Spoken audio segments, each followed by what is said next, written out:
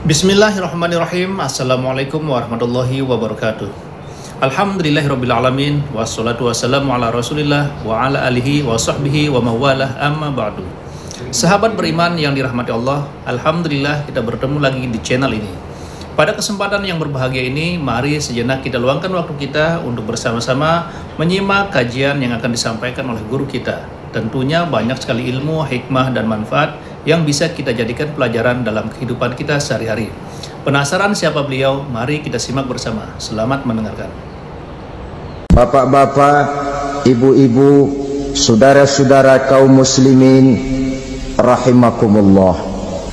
Setiap orang menginginkan kebahagiaan dan tidak seorang pun menginginkan kesengsaraan dalam kehidupan ini. Namun nyatanya tidak setiap orang yang ingin bahagia mengetahui jalan yang harus ditempuhnya untuk sampai kepada kebahagiaan itu. Maka pada kesempatan pertemuan kali ini saya ingin menyampaikan sebuah hadis dari junjungan kita baginda Nabi besar Muhammad sallallahu alaihi wasallam yang termuat dalam kitab Mukhtarul Ahadits An-Nabawiyah, di mana beliau bersabda, arba'un min sa'adatil mar'i. Ada 4 perkara yang merupakan tanda dari orang bahagia. Saya mau tanya, di antara saudara-saudara yang hadir di sini, apa ada yang kepengen jadi orang sengsara? Ya. Seluruhnya tentu ingin mendapatkan kebahagiaan. Maka menurut resep dari Nabi kita, tanda orang bahagia itu 4. Jadi kalau saudara ingin bahagia harus mempunyai 4 perkara ini. Yang pertama, orang bahagia itu kata Nabi, darun wasi'un. Punya rumah biar bagus asal gede. Enak ngaturnya daripada sudah punya rumah kecil adanya di pinggir kali, gubuk, kalau hujan bocor, miring lagi, kiamat. Loh, kalau gitu Islam materialis dong. Hadis ini boleh diartikan dengan makna hakiki, arti yang sebenarnya. Boleh diartikan dengan makna majazi, arti kiasan. Kalau dia diartikan dengan arti kias, maka yang dimaksud darun wasi'un ay qalbun wasi'un. Rumah yang luas tidak lain daripada hati yang lapang. Karena di situ kunci kebahagiaan yang sebenarnya. Walaupun kita cuma tinggal di petak berukuran 2 kali 3 meter, kalau hati kita luas-luas rasanya rumah itu. Tapi biar rumah kita halamannya saja puluhan ribu hektar, ada kolam renangnya, kamar tidurnya tidak lagi terhitung. Kalau hati yang menempati rumah itu sempit, maka akan terasa sempit jugalah rumah itu. Tempat bergantungnya tidak lain adalah hati. Marilah kita mencoba melihat berbagai pandangan orang tentang bahagia ini. Ada orang menyangka bahwa bahagia itu kalau dia mendapatkan harta yang sebanyak-banyaknya. Siapa yang banyak harta, dialah raja. Apa yang dia mau, seluruhnya bisa dibeli. Keamanannya, dia bisa menyewa petugas. Seluruh fasilitas untuk menyenangkan kehidupannya bisa dibeli. Pendeknya, hartalah segala-galanya dalam kehidupan. Sampai ada pepatah mengatakan, innad darahima fil amakini kulliha taksur rijala mahabatan wa jalala. Sesungguhnya harta, dinar, dirham, uang di mana-mana selalu bikin hebat orang yang memilikinya. Coba lihat, orang yang punya duit sama yang enggak punya duit, jangan gaya hidupnya, gaya jalannya aja lain. Wahia lisanun liman arada fasahatan, wahia silahun liman arada qitala. Uang adalah senjata yang paling ampuh bagi orang yang mau pergi perang, dan lidah yang paling fasih bagi orang yang mau bicara. Kalau bicara dengan lidah macet, cobalah bicara dengan harta, lancar. Sampai ada pepatah demikian, segalanya bisa diatur dengan harta. Maka di kalangan orang yang berpandangan semacam itu, seluruh kegiatan hidupnya hanya terfokus kepada bagaimana mengumpulkan harta yang sebanyak-banyaknya. Tidak peduli halal haram, tidak kenal sore pagi siang dan malam, tidak sempat sujud, jauh dari agama, jauh dari kehidupan yang bersifat ruhaniyah, jauh dari Allah dan sebagainya. Sampai dalam Al-Quran dikelompokkan dalam kelompok yang dinamakan lumazah. Allazi jama'a malahu wa'addadah yahsabu anna malahu akhladah. Mereka mengumpul-ngumpulkan harta sebanyak-banyaknya dan menyangka bahwa harta yang banyak itu dapat mengekalkan hidupnya, mengekalkan kekayaannya, mengekalkan kebahagiaannya. Saudara hadirin yang berbahagia, kalau pandangan hidup ini benar, artinya kalau harta memang merupakan satu-satunya hal yang dapat membuat orang bahagia, tentu di rumah mewah tidak akan pernah ada tangis derita. Tentu di satu tempat di mana fasilitas hidup serba menunjang tidak ada yang namanya penderitaan. Tapi suka dan duka, sedih dan gembira, senyum dan tawa adalah milik setiap orang, baik dia punya harta maupun dia tidak punya harta. Nyatalah bahwa harta semata-mata bukan merupakan jaminan bahwa orang akan bahagia, walaupun tanpa harta orang sulit untuk bahagia. Saya mau cerita, ada orang super kaya, namanya Aristotle Onesimus, raja tanker Yunani. Dia punya kapal tanker saja konon sampai 11 banyaknya. Punya perusahaan penerbangan yang disebut Olympic Airlines. Punya hotel di berbagai kota besar di dunia ini, sejak dari New York, London, Paris, Rome dan sebagainya. Bahkan punya pulau yang dia namakan Pulau Scorpio. Ini kan namanya sudah kaya nggak tanggung-tanggung, punya pulau. Nah, dia punya 2 orang anak, yang satu laki-laki namanya Alexander, yang satu perempuan namanya Maria Onesimus. Seluruh harapannya tertumpah kepada anak lakinya Alexander ini, yang akan meneruskan usahanya, meneruskan kekayaannya, meneruskan dinastinya. Apa yang terjadi? Ternyata anak yang dia harapkan yang bernama Alexander ini mati muda dalam kecelakaan pada waktu dia olahraga. Apa olahraganya? Namanya olahraga anak orang kaya, golongan jet set. Olahraganya olahraga pesawat terbang. Jatuh, ya nggak kapungut, habis mati. Tinggal satu anak perempuannya, Maria Onesimus. Tapi anak perempuan ini juga malah urakan. Terakhir dia pacaran, bahkan kemudian kawin sama orang Rusia. Rupanya Aristotle Onesimus ini broken. Kekayaannya yang berlimpah ruah, perusahaannya yang begitu banyak, siapa yang akan meneruskan? Siapa yang akan menggantikan? Sampai kemudian dia mengurung diri di Pulau Scorpio dan mati di sana secara mengenaskan.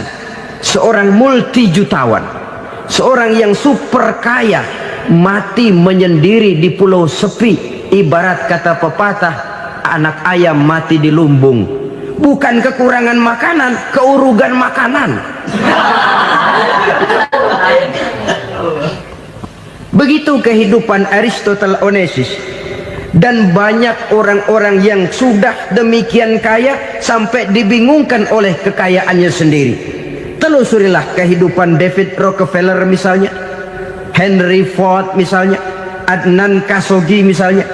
Multi jutawan yang kadang-kadang dibuat keder oleh kekayaannya sendiri.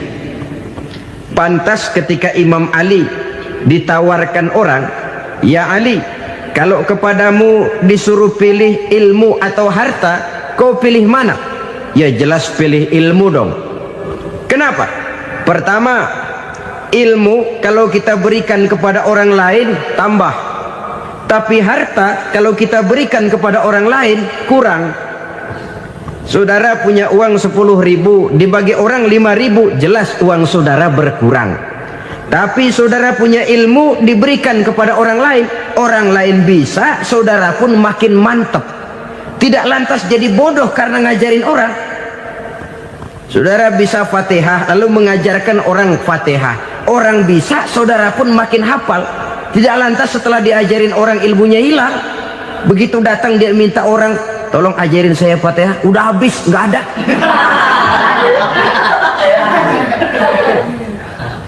Yang kedua, kata Imam Ali, ilmu menjaga kita. Kalau harta, kita yang harus jaga. Makin banyak ilmu, makin terpelihara diri seharusnya. Tetapi makin banyak harta, makin bingung kita jaganya. Sampai kadang-kadang kalau perlu seluruh keliling rumah dipasangi alarm.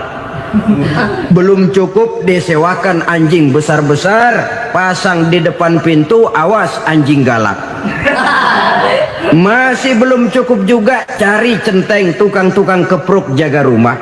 Masih terasa belum aman, padahal rumahnya dikelilingi tembok besar. Di balik tembok ada pintu-pintunya tebal. Di balik pintu itu terbuka masuk kamar, kamar pun ada pintunya, pintunya pun kuat. Masuk ke dalam kamar ada lemari, lemarinya pun pintunya kuat, dikunci, kuncinya pun kuat. Tapi terhadap seluruhnya yang timbul cuma sekedar was-was saja. Kesimpulannya sekali lagi, tanpa harta orang memang sulit untuk bahagia. Tapi harta semata-mata tidak merupakan jaminan orang akan bahagia. Dengan hati yang luas, itu modal utama untuk mencapai kebahagiaan hidup. Orang yang hatinya luas, saudara-saudara, punya hati yang lapang, melihat kenyataan hidup ini, dia bersyukur senantiasa kepada Allah. Lantas tidak timbul hasud dan iri hatinya. Oleh karena itu jiwanya selalu lapang.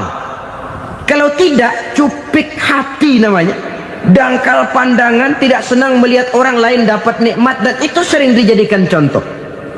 Kalau orang yang lapang dada, dia lihat tetangganya beli TV baru, dia berkata, alhamdulillah ya, tetangga kita beli TV, mudah-mudahan kita bisa ikut nonton. Lapang dadanya. Tapi orang yang sempit hati, lihat tetangga beli televisi, meriang. Enggak diapa-apain, meriang. Besoknya dengar tetangga beli motor, makin sakit, ke rumah sakit. Lalu di rumah sakit dengar tetangganya beli mobil, mati. Disiksa oleh perasaannya sendiri. Orang kalau hati sudah sempit dalam hidup, kemanapun dia pergi, sempit rasanya medan kehidupannya. Kemudian kita melihat juga ada orang yang menilai bahwa bahagia itu katanya kalau punya kedudukan yang tinggi, pangkat yang agung, wibawa yang besar. Mungkin betul, tapi mungkin juga tidak. Bergantung kepada hati orang yang punya pangkat itu. Sama dengan harta tadi. Harta akan membawa bahagia kalau dia jatuh ke tangan orang yang berhati lapang. Tapi harta akan jadi bencana kalau jatuh ke tangan hati orang yang sempit. Pangkat akan membawa bahaya kalau jatuh di tangan hati orang yang sempit. Lebih dari itu, kenyataan mengajarkan kepada kita bahwa ternyata pangkat dan jabatan tidak selamanya memberikan kebahagiaan dalam kehidupan. Bahkan resikonya kelewat besar. Beberapa bukti kita bisa ambil dari para pemimpin dunia yang menjadi korban lantaran pangkat dan jabatan yang disandangnya. Saudara ingat Presiden Abraham Lincoln dan John Kennedy dari Amerika? Dibunuh orang. Park Chung-hee dari Korea Selatan, Ziaur Rahman dari Bangladesh, Anwar Sadat dari Mesir, terakhir Indira Gandhi dari India, menjadi korban dari pangkat dan jabatan yang disandangnya dari orang-orang yang tidak senang dia memegang jabatan itu. Dia akan mudah mengundang bencana, sehingga pantas kalau seorang presiden terkemuka Amerika, Harry Truman namanya, dia mengatakan Jabatan presiden itu, kata dia, seperti orang nunggang macan, naik macan. Harus kita taiki, kalau enggak dia bakal nerekam kita. Ngeri katanya. Adapun orang yang hatinya lapang, kalau dia menerima pangkat dan jabatan, dianggapnya itu satu kesempatan untuk berbuat baik. Tapi orang yang berhati sempit, menerima pangkat dan jabatan, bukan kadang-kadang menerima, malah berusaha setengah mati mencapai dengan segala cara. Kalau perlu jilat atas, jilat atas. Jadi golongan sumuhun dawu. Jadi kelompok kulon nuwun, yes sir, yang kerjanya cuma oke bos. Kalau perlu jilat atas, jilat atas. Kalau perlu injak yang bawah, injak yang bawah. Perlu sikut kiri kanan, sikut kiri kanan. Yang penting pangkat dapat, jabatan dapat.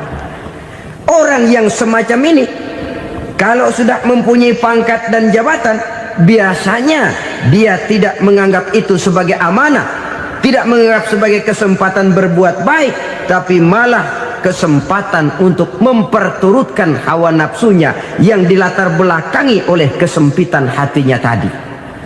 Apalagi kalau orang memperoleh pangkat karena banyak mengeluarkan uang, seakan-akan pangkat dan jabatan itu sekarang macam proyek, pakai tender. Siapa yang berani bayar segini naik, nggak berani minggir.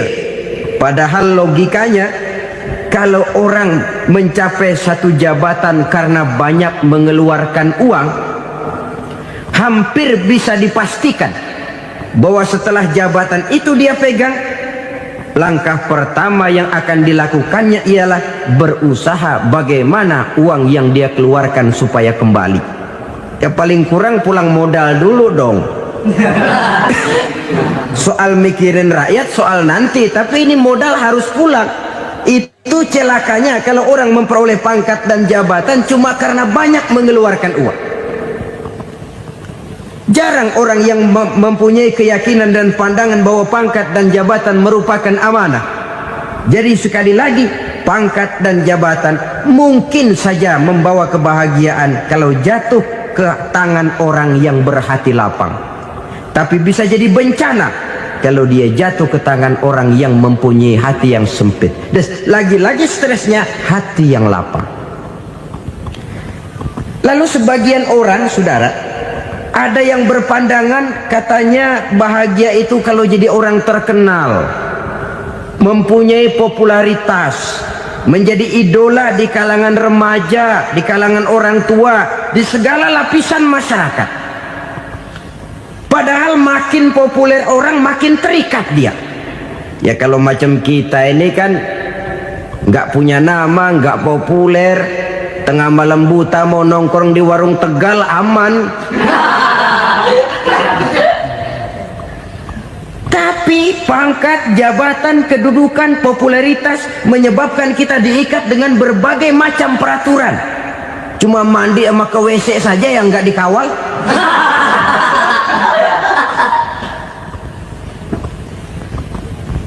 Benarkah popularitas, ketenaran membawa kebahagiaan?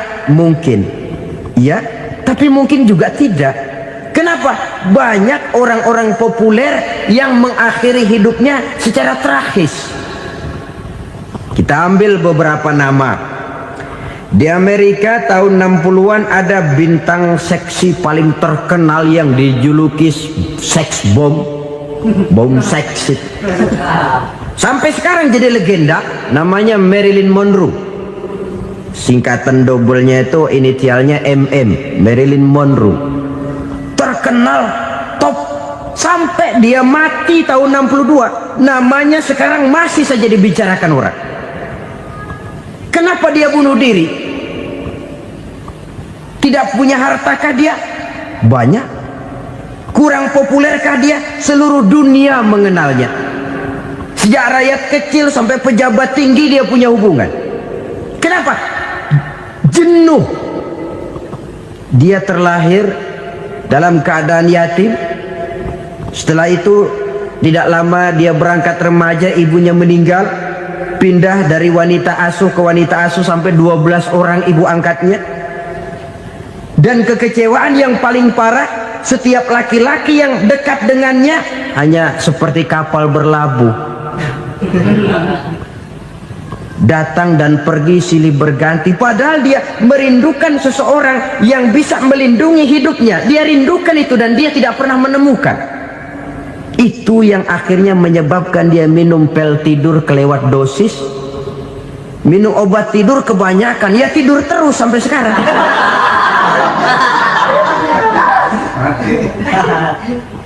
Dia mengakui, saya telah memiliki ketenaran, tapi saya tidak pernah hidup dalam ketenaran itu. Saya pandai main sandiwara, tapi saya ingin hidup dalam alam yang real sebagaimana umumnya orang. Itu yang dia rindukan. Menyusul jejak yang namanya Marilyn Monroe ini, Billie Holiday, saudara kenal tentu, di rumah sakit dirawat. Dia juga minum obat overdosis, mati lagi. Jimi Hendrix minum obat tidur overdosis kelewat batas, mati lagi. Lalu yang menghanyutkan diri di danau, Janis Joplin dan Brian Jones, ini orang-orang populer, orang-orang terkemuka yang mengakhiri hidup secara tragis, bukan karena tidak terkenal, mungkin karena sudah saking terkenalnya. Contoh paling belakangan, Bruce Lee. Wah, ini tukang-tukang keprok tentu kenal siapa dia. Sampai sekarang pun tabir kematiannya masih merupakan misteri. Dan yang masih hidup juga menunjukkan gejala yang aneh. Michael Jackson, rumahnya di Beverly Hills itu dijaga sedemikian rupa, dan dia selalu curiga kepada setiap makanan harus steril, bersih dari segala macam kimia. Kemana dia pergi, itu tukang-tukang keprok sudah selalu menjaga dan mengawal, dan dia seakan takut menunjukkan mukanya yang asli. Hingga kalau tampil ke tengah di luar show, dia kadang memakai pakaian yang tidak menunjukkan dia yang sebenarnya, takut dikenali orang. Ternyata popularitas sering jadi momok yang meracuni kehidupan manusia.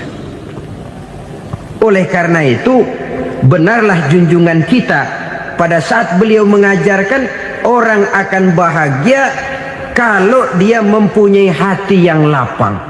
Nah, sekarang masalahnya untuk mendapatkan hati yang lapang, caranya bagaimana? Kita kembali kepada konsep Quran. Allah mengajarkan, ala inna bi dzikrillahi tatmainnul qulub. Ketahuilah bahwa dengan banyak mengingat Allah, hati akan tenang, jiwa akan lapang. Dengan kata lain, dekat dengan agama, merasakan kehadiran Allah dekat dalam hidup, itu muara pertama untuk mencapai hati yang lapang. Ala inna bi dzikrillahi tatmainnul qulub. Jangan macam orang sekarang ingin mendapatkan ketenangan lalu tapak di puncak gunung, di gua-gua, di tempat sepi. Iyalah kalau nggak ada ular. Kalau tergigit ular berbisa, ketenangan belum, mati jelas itu.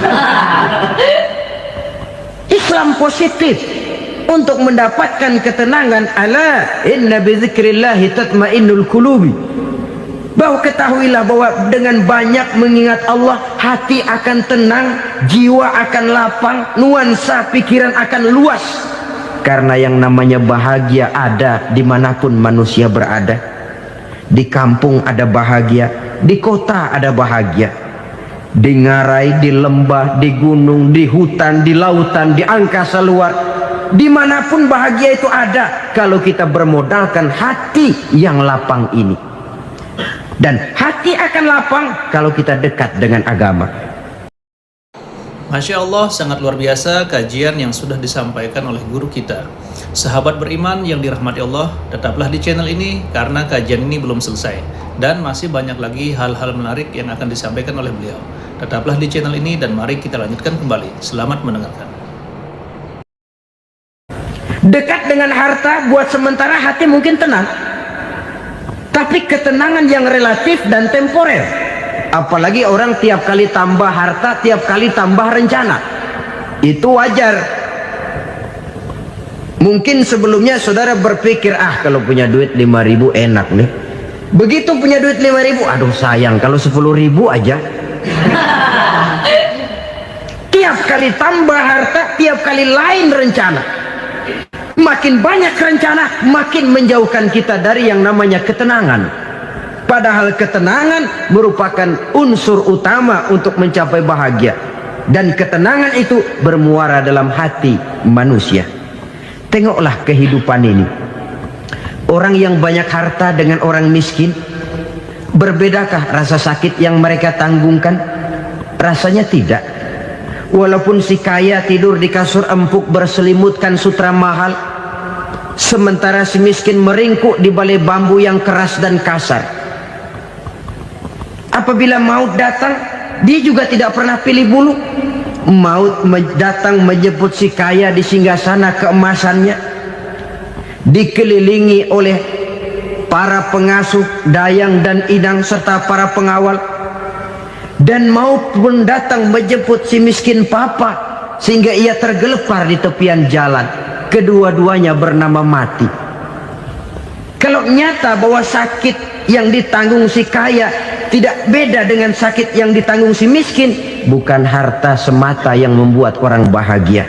Hati yang tenang, jiwa yang lapang penuh kedamaian karena banyak berzikir dan mengingat Allah, itu merupakan modal utama untuk mencapai sesuatu yang bernama bahagia.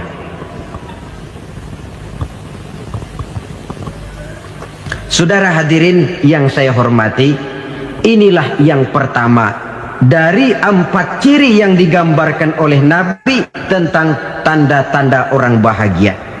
Dan harus berangkat dari yang pertama ini, hati yang lapang. Ini yang harus kita miliki lebih dahulu, baru nanti akan menyusul kepada poin yang ketiga, kedua dan selanjutnya. Sebab kalau hati sudah terisi dengan jiwa yang lapang, seluruh persoalan insya Allah akan bisa kita atasi dengan sebagaimana mestinya. Yang kedua sekarang, tanda orang bahagia menurut baginda Nabi, markabun syariah. Orang bahagia itu, kata beliau, punya kendaraan biar cepat asal lancar.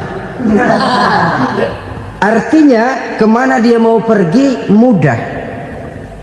Apa maksud hadis ini? Kalau kita kaji lebih dalam, kendaraan itu kan alat transportasi. Transportasi tidak lain adalah usaha memudahkan komunikasi. Pindah dari situ kepada teori bahwa manusia adalah zon political, makhluk bermasyarakat yang tidak bisa memenuhi kebutuhan hidupnya secara sendirian. Kita memerlukan keberadaan orang lain dalam kehidupan ini. Untuk memakai baju saja kita sudah perlukan petani yang tanam kapas, pabrik yang memintal kapas jadi benang, pabrik yang menenun benang jadi kain, sampai kepada mesin jahit, sampai kepada tukang jahit. Itu cuma untuk memakai pakaian saja. Tidak seorang pun di antara kita yang sanggup memenuhi kebutuhan hidupnya secara sendiri. Kita perlu orang lain. Maka kebebasan dalam arti mutlak, kebebasan tanpa batas, itu tidak mungkin ada dalam kehidupan. Karena kita mengadakan yang disebut interaksi sosial. Setiap kegiatan kita tentu melibatkan orang lain. Menurut kita barangkali kita bebas jalan di jalan raya semaunya, tapi orang lain berkendaraan pun merasa bahwa ini ada juga jalan haknya, dan begitu selanjutnya. Oleh karena itu, maksud dari kendaraan yang cepat ini adalah khulata'uhu ma'as solihin. Lingkungan pergaulannya terdiri dari orang-orang soleh. Pergaulannya luas. Kemana dia pergi ada temannya. Kesulitannya ada tempat dia cerita. Dan kesulitan kalau sudah diceritakan kepada orang lain, taruh kata orang itu tidak bisa menolong, namun menceritakannya kepada orang yang kita percayai, kan paling kurang sudah mengurangi beban jiwa, mengurangi tanggungan batin, merasa masih ada tempat kita cerita. Maka lebih baik orang awam yang mau bergaul ketimbang orang setengah alim tapi ngunci pintu. Sebab nantinya akan timbul sikap picik, cupik pandangan, dan tidak luas menghadapi kenyataan dalam kehidupan ini. Namun yang harus kita garis bawahi, pergaulan memang mesti luas. Namun jangan sekali-kali lupa bahwa pergaulan sangat besar pengaruhnya dalam ikut membentuk kepribadian manusia. Sehari-hari bisa kita bilang, kalau kita dekat sama tukang minyak wangi, sekalipun nggak dibagi minyaknya, baunya tentu dapat. Betul? Tapi dekat sama tukang elas, walaupun nggak kena apinya, asapnya mesti kena. Kalau Syauqi mengatakan lebih jelas lagi, man asyaral asrafa asa musyarrafan wa muasyiral anzali ghairu musyarrafin. Awalam taral jildal hakira muqabbalan bisagri lamma sara jildal mushaf. Siapa yang bergaul dengan orang mulia, dia bakal ikut menjadi mulia. Tapi siapa yang berteman dengan orang hina, dia tidak bakal ikut menjadi mulia. Tidakkah kau lihat, kata Syauqi, kulit kambing yang hina pun dicium orang ketika menjadi kantong Quran. Kulit kambing hina, kalau dia sendirian gak ada yang mau cium. Tapi begitu dia bergaul dengan Quran, menjadi kantong Quran, dipakein minyak wangi, ditaruh di tempat yang tinggi, mau diambil dicium dulu, dibawa dengan penuh hormat dan hati-hati. Kulit kambing yang hina lantaran berteman dengan Quran, numpang mujur. Tapi coba lihat kalau kulit kambing berteman dengan kayu, jadi beduk, habis. Zohor dikemplang, asar dipukul. Itu pun sedikit saja, cuma salah milih teman. Yang temannya Quran dihormati orang, yang temannya kayu lantaran jadi beduk, gelap-gelap subuh orang udah kemplangin.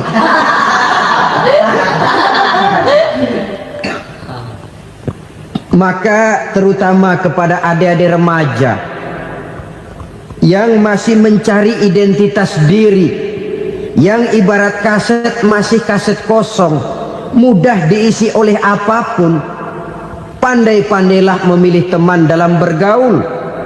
Karena banyak orang yang tadinya baik-baik, ketika terseret dalam pergaulan dengan orang yang tidak baik, kebaikannya menjadi lentur dan luntur.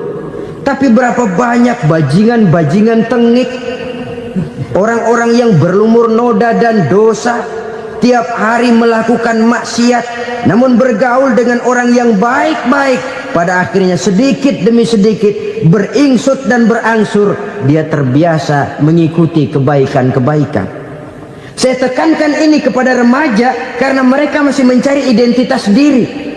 Apa yang mereka lihat mereka mau, apa yang mereka dengar mereka ingin tahu. Coba lihat kehidupan remaja. Pulang nonton film Rambo, pengen jadi Rambo, gagah, maunya belekai melulu. Pulang nonton film Superman, pengen bisa terbang. Pulang nonton India, nyanyi melulu. Wajar, mereka masih mencari identitas diri. Saya ini sebenarnya siapa? Lingkungan, pergaulan akan membentuk itu. Karena itu pandai-pandailah bergaul, karena ia sangat besar pengaruhnya dalam ikut membentuk kepribadian manusia. Apalagi sifat yang jelek lebih cepat menularnya ketimbang sifat yang baik. Sifat yang baik, watak yang soleh itu lambat sekali untuk menular. Tapi yang tidak baik, kan prosesnya mah kalau remaja biasanya mula-mula dengar. Karena dengar lalu pengen tahu. Karena pengen tahu lalu ngeliatin. Begitu ngeliatin kan pengen nyobain. Setelah nyobain ketagihan. Nah, ini prosesnya. Yang namanya ganja, morfin, narkotik, awalnya kan begitu. Mula-mula dengar, katanya kalau sudah fly to the sky, sudah melayang ke langit, katanya disitulah puncak kebahagiaan. Mulanya cuma dengar. Karena dengar pengen tahu. Karena pengen tahu lalu ngeliat, kumpul sama orang yang suka ngeganja. Setelah ngeliat, nah pengen ngerasain. begitu ngerasain enak juga, ketagihan. Kalau sudah ketagihan jadi penyakit kronis, bisa merembet kepada yang lain. Iya, kalau orang tuanya mampu untuk beli morfin, beli ganja. Kalau tidak kan pikirannya ngayap, jemuran siapa ya gue sahabat.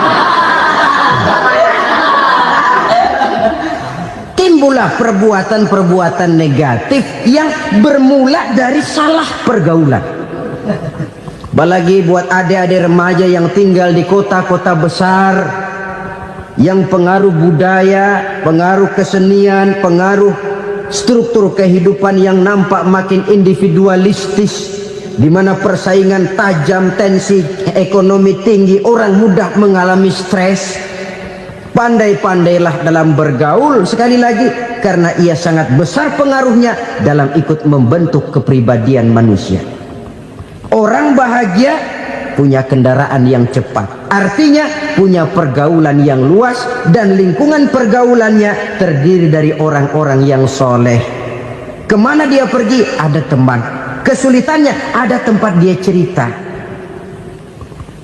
Tapi kalau sudah menyendiri, hidup sendiri, kesulitan dipikiri sendiri, bisa mati belum waktunya. Tidak ada tempat berbagi rasa, tidak ada tempat bercerita, tidak ada tempat mengurangi beban dalam kehidupan. Pantas betul kalau Islam sangat menggalakkan dan menganjurkan orang kalau sudah sampai waktunya itu untuk melangsungkan nikah. Kata Nabi, ya ma'syaras syabab man istata'a minkumul ba'at falyatazawwaj. Hai para pemuda, kalau sudah mampu memberi nafkah, kawinlah, nikahlah kamu. Kenapa? Sudah ada teman hidup, tempat berbagi rasa. Kesulitan kalau ada tempat cerita akan lebih ringan ketimbang kita telan sendiri, walaupun bobot kesulitannya sama beratnya.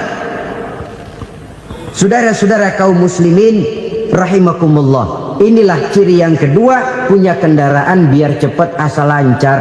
Kemana kita mau pergi gampang. Dengan kata lain, setelah hati yang luas, pergaulan yang luas. Dua. Yang ketiga sekarang, tanda orang bahagia itu menurut Nabi, misbahun mudhi'un, punya lampu yang terang. Oh, itu enggak problem. Sekarang sudah zamannya listrik masuk desa, Pak. Lampu sudah terang semua. Betul, kalau itu yang dimaksud. Tapi tidak cuma itu. Karena lampu yang dimaksud di sini, lampu yang akan menerangi seluruh perjalanan hidup.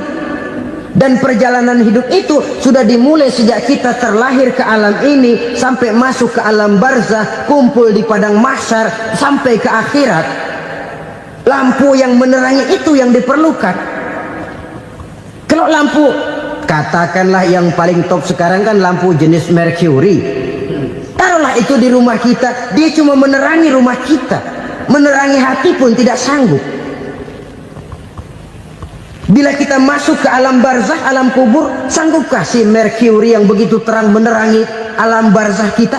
Tidak sanggup lagi. Sanggupkah lampu yang ratusan watt, bahkan puluhan ribu watt menerangi kehidupan di padang mahsyar? Tidak akan sanggup lagi. Kalau demikian, yang dimaksud lampu yang terang di sini apa? Tidak lain amal soleh, kebajikan yang kita lakukan dalam hidup. Itu yang akan jadi lampu penerang. Di dunia nama kita akan terang, jasad kita boleh hancur terkubur tanah, tapi nama kita akan dikenang orang. Begitulah kalau orang meninggalkan kebajikan dalam hidup seperti sekarang.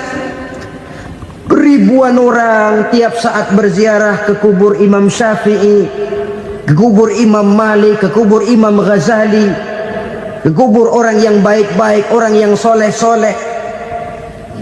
Kebajikannya yang ditinggalkan, yang mengukir namanya dengan tinta emas, sehingga saudara sudah terbaring di alam kubur. Orang lewat, Allah, ini kuburannya Fulan bin Fulan, dulu ini kebaikannya Masya Allah, saya ikut merasakan. Mari kita mampir sebentar, kita Fatihah, mohon disampaikan Allah pahalanya kepada almarhum. Al-Fatihah. Itu kalau orang baik-baik. Lalu saudara tanya, Pak, orang mati dikirimin Fatihah apa nyampe pahalanya? Saya jawab, kalau saudara nggak percaya, mati dulu dah. Nanti saya Fatihain, tungguin di sana. Umpama nggak sampai, balik lagi kemari. Sekarang ini kan maunya otak-otakan saja. Kalau nggak masuk otak nggak percaya. Padahal alam gaib itu nggak bisa diotak-otakin. Sama saja dengan saudara pernah dengar cerita kapal tanpa emas tenggelam tak? Pernah nggak? Di mana? Ya, di laut Masalembo. Begitu ketampo emas tenggelam, ratusan penumpang itu terjun ke laut, dipermainkan gelombang, berjuang menghadapi maut itu. Orang lagi timbul tenggelam di lautan, dihantam ombak, kita tengokin pakai helikopter. Pak, lagi timbul tenggelam ya? Iya, tolongin. Jangan khawatir Pak, nih saya kirim intan Pak, harganya 10 juta. Kira-kira orang yang timbul tenggelam di laut seneng nggak? Kan mahal toh intan 10 juta. Kenapa dia nggak senang? Karena intan 10 juta dalam kondisi seperti itu tidak sanggup menyelamatkan dia. Dia akan girang kalau dikirimin ban mobil bekas, dikirimin papan terentang atau bambu. Intan yang 10 juta dia nggak girang. Ban mobil bekas yang 1000 perak, tuh pegang, itu yang dia girang betul. Inilah sebabnya Nabi berkata, mal mayyitu fi qabrihi illa kal ghariqil mutaghawwis. Orang yang meninggal di alam kuburnya seperti orang timbul tenggelam di lautan. Yantaziru da'watan min ahli, menunggu doa dari keluarganya yang masih hidup. Duh, bapak saya sudah meninggal, saya sayang benar sama dia. Kirimin kulkas ke kuburannya Itu sama saja dengan tadi orang tenggelam di lautan dikirimi intan yang harganya 10 juta, tidak sampai. Begitulah kalau kebajikan yang kita tinggalkan dalam hidup, sudah mati pun kubur kita masih diziarahi orang. Tapi kalau jahat yang kita tinggalkan, boro-boro lah orang mau doa lewat dekat kuburan kita juga serem. Tuh bajingan no, dulu mati dipendem di situ tuh. Jangan lewat situ, ntar kesurupan, jangan. Lewat saja orang ngeri. Konon lagi membacakan Fatihah dan mengirimkan doa. Hidup pada hakikatnya adalah kesempatan untuk berbuat baik. Maka sekali kesempatan itu diberikan, manfaatkan dengan sebaiknya. Sebab kesempatan kedua tidak akan pernah ada. Kesempatan berbuat baik di sini, di akhirat sudah pembalasan namanya. Sekali kesempatan itu dicabut, dia tidak akan pernah dikembalikan lagi. Kata Iqbal, hidup tidak mundur ke belakang, Bung. Berhenti diinjak orang, mundur hancur. Tidak ada kata mundur dalam hidup ini. Berhenti diinjak orang, mundur kecebur. Tidak ada kata lain. Harus maju dalam kehidupan, dalam artian yang positif. Hidup adalah kesempatan untuk mengumpulkan kebajikan yang sebanyak-banyaknya. Di situ nilai daripada manusia. Sekarang ini memang nggak kelihatan kok, orang yang banyak pahala sama yang banyak dosa nggak kelihatan kok. Barangkali kalau habis bikin dosa palanya pada benjol, mungkin orang takut sama dosa. Tapi sekarang sama saja, orang yang banyak dosa dengan yang nggak banyak dosa jalan bareng dari belakang, sama, nggak kelihatan beda. Tapi ada waktunya di mana pahala memegang peranan, di mana dosa diperlihatkan. Sama saja kalau kita bawa mobil siang, lampu kan nggak begitu berfungsi. Apa lalu bilang, alah ini lampu berat-beratin, copot-copotin aja dah. Tidak perlu begitu. Kenapa? Pada satu saat malam senja akan datang. Bila matahari terbenam, senja pun datang, gelap mulai merayap, disitulah baru terasa perlunya lampu. Pahala begitu. Sekarang orang yang nggak ada pahalanya nggak kelihatan dalam kehidupan. Tapi pada satu saat senja kehidupan akan datang. Ajal merenggut nyawa, malam merayap, dan hidup mulai diliputi kegelapan di alam barzah. Dikala itu kalau nggak punya lampu, alangkah malangnya kita. Sebab amal yang baik, kata Nabi, di alam barzah itu akan diciptakan menjadi perempuan yang cantik menemani kita. Amal yang jahat akan menjadi orang yang paling jelek nemenin kita. Sudah di tempat gelap yang nemenin jelek.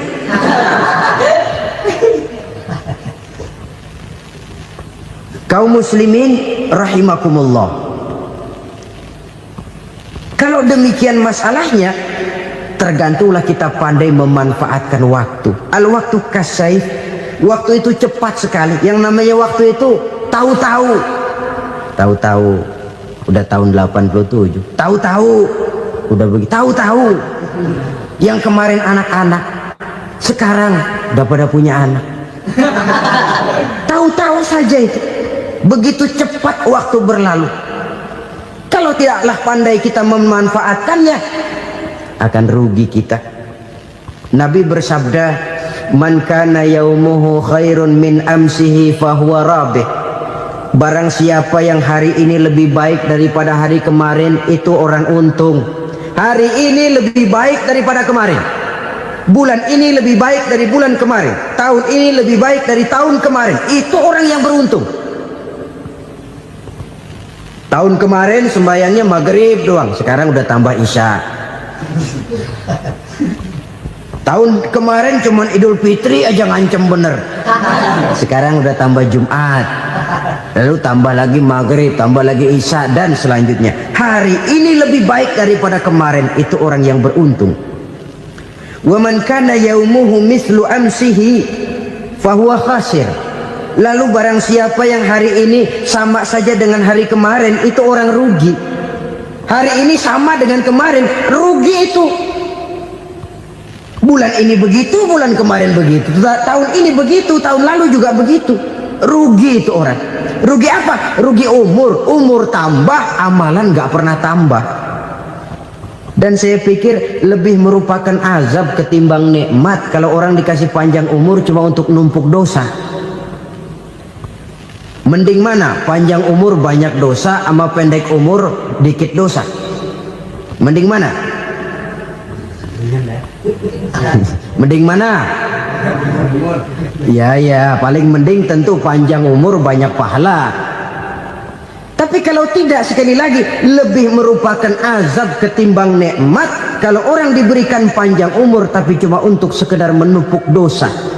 Kehilangan kesadaran bahwa dunia bukan terminal akhir dari satu perjalanan. Dia cuma halte di mana kita berhenti sebentar untuk menuju kepada terminal yang hakiki.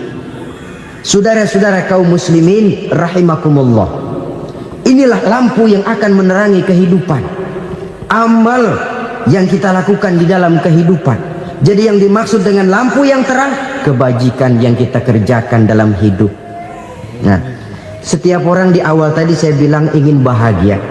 Bahagia itu kan hakikatnya kumpulan senang dan selamat. Senang, selamat. Apa bedanya? Senang tapi tidak selamat, nggak bahagia. Selamat tapi nggak senang, nggak bahagia orang. Contoh, kalau orang korupsi, duitnya banyak, senang dia, tapi keselamatannya. Ada tentara baris di samping rumahnya udah bingung, padahal tentara latihan. Tentara cuma latihan, dia bingung. Senang, tapi karena keselamatannya tidak terjamin, dia tidak bahagia. Sebaliknya pegawai negeri jujur benar, cuma segaji-gajinya, selamat nggak korupsi, tapi melarat, ya nggak bahagia juga, kurang senang. Kesenangan dan keselamatan untuk dunia saja, ya sekali lagi, kalau cuma sekedar untuk dunia saja, bisa dibeli pakai uang. Alhamdulillahirrabbilalamin. Demikianlah kajian penuh ilmu, hikmah, dan manfaat yang sudah kita dengarkan bersama dari guru kita. Semoga kajian yang beliau sampaikan kepada kita semua menjadi ilmu yang bermanfaat dalam kehidupan kita sehari-hari. Dan semoga kita semua bisa istiqomah dalam mengamalkannya. Amin ya rabbal alamin. Demikian yang dapat saya bagikan. Kurang lebihnya mohon maaf. Sampai bertemu lagi di kajian berikutnya. Wabillahi taufiq wal hidayah, waridha wal inayah. Wassalamualaikum warahmatullahi wabarakatuh. Setelah kita mendengarkan bersama kajian yang sangat luar biasa dari guru kita, sekarang mari kita lanjutkan aktivitas kita masing-masing. Semoga kajian yang beliau sampaikan kepada kita semua menjadi ilmu yang bermanfaat dalam kehidupan kita sehari-hari. Dan semoga kita semua bisa istiqomah dalam mengamalkannya. Amin ya rabbal alamin. Buat sahabat semua, saya ucapkan selamat beraktivitas dan sukses selalu. Sampai bertemu lagi di video berikutnya. Wassalamualaikum warahmatullahi wabarakatuh.